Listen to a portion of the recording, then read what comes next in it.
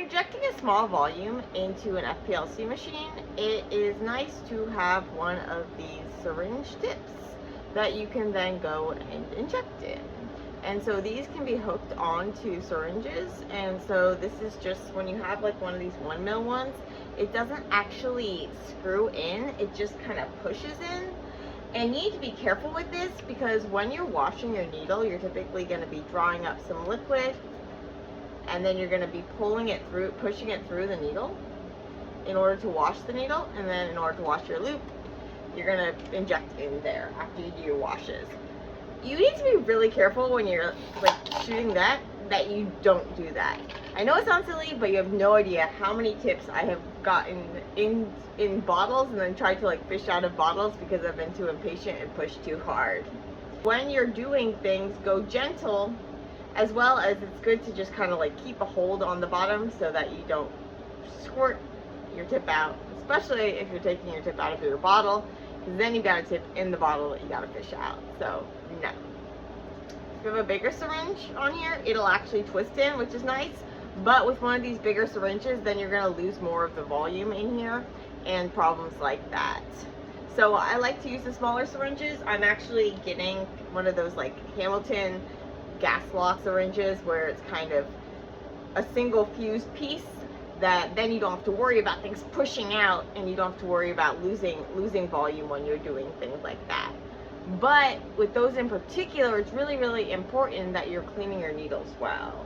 And so you want to clean your needles with both ethanol as well as with water, and then with your sample buffer. And so you want to do like water, then ethanol, then water, then your sample buffer, and then you're ready to go with your sample. And so you want to not put salty stuff with ethanol, and so you want to do water in between the ethanol and your salty buffer. When you then have your syringe in there, when you're injecting it, you're leaving it in there during the run, and so sometimes you might come back and you take your syringe out, and maybe you like run your run overnight or something, and you come and the syringe is clogged. What you can do is they have these wires, and so sometimes they might come in like a little folded paper, or you can get tubes of them, and these are really skinny little wires, really, really skinny. You have to have good eyesight to do this. But what you want to do is take one of these tiny little thin wires. So you want to find the opening of this, take your wire, find the camera, okay, and then take the wire and really carefully put it down the center. And if it's clogged, you might need to jam it a little, but then you should be able to kind of push out any salt that's lodged in there or something like that and give it a rinse. You might also, if it's really bad, you might need to do something like soak it in some methanol or ethanol and actually maybe sonicate it if you really need to get things loose. But try to avoid those problems by washing things in the first place. But remember to be careful when you're doing your washes. Once you've got your needle cleaned, now you are good to go and inject it into your injection port. And then be careful to avoid the needle getting stuck too.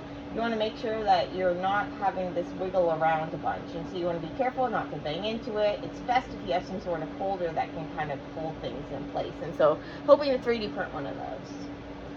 But that is that, and so you have to have a special injection port to use one of these needles. Otherwise they have just kind of like the general injection port where you can just directly inject your syringe into there, but not with one of the knife needles, but just with the like directly with the syringe. So if I had a syringe like this, say, I could then just go and twist it in and push it in.